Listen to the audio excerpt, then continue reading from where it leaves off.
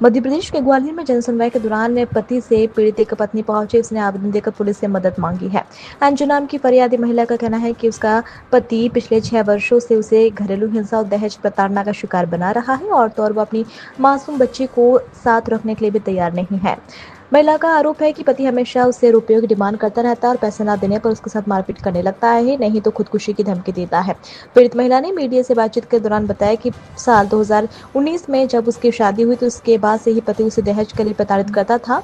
जब उसके पिता से रिटायर हुए तो रिटायरमेंट के बाद मेरा पैसा भी है उसने प्रताड़ित कर लिया और कहा कि पीड़ित महिला ने अपने पति के लिए नाम पर जब उसके पिता से रिटायर हुए तो रिटायरमेंट के बाद मेरा पैसा भी है उसने प्रताड़ित किया और कहा कि पैसे चाहिए। 7 लाख रुपए का लोन लिया और पैसा पति को दे दिया, लेकिन उसके पैसों की भूख भी नहीं मिटी। इस बात से परेशान होकर उसने पति का घर छोड़ मायके में रहना शुरू कर दिया। फरियादी महिला का कहना है कि वह अपने पति से अलग होना चाहती है क्योंकि उसके पति दोनों बच्चों में बेटों को तो अपने साथ रखना चाहता है, लेकिन बेटी मायरों को साथ रखने के लिए तैयार नहीं है क्योंकि बेटी की आंखें पूरी तरह नहीं खुलती है। उसे इलाज की जरूरत है जिससे वह खुली आंखों से दुनिया देख सके। अंजू हस्बैंड मारपीट करते हैं और बच्ची को रख नहीं रहे हैं और बहुत ज़्यादा परेशान करते हैं। घर पे आ गए, ईंट पत्थर फेंक के गए, उसकी वीडियो भी है।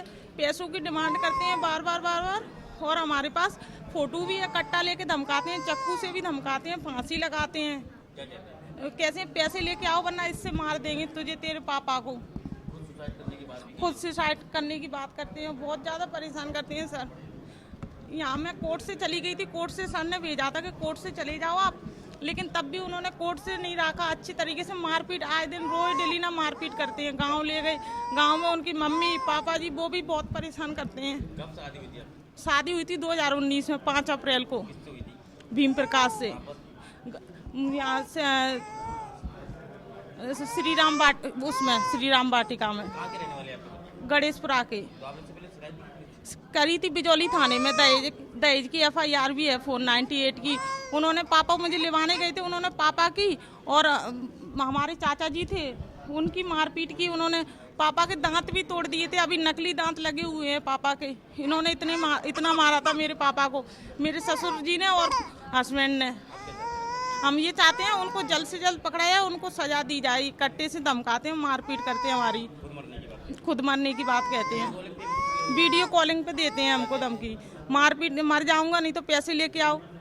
पल्सर गाड़ी दी उन्होंने, वो भी गिरवी रख दी। अब बुलेट की बोलते बुलेट लेके आओ। सर कहाँ से लेके आए? पापा रिटायरमेंट हुए थे जब उनको 4 लाख रुपए दे दिए थे। 7 लाख का मैंने लोन भी निकलवा दिया है अपने नाम पे सर। आज जनसुनवाई में 34 थाना क्षेत्र की रहने वाली एक महिला फरियादी उपस्थित हुई। उसके द्वारा कहा गया कि उसके पति के साथ दहेज प्रताड़ना और मानसिक शारीरिक रूप से प्रताड़ित करने का केस चल रहा है न्यायालय में।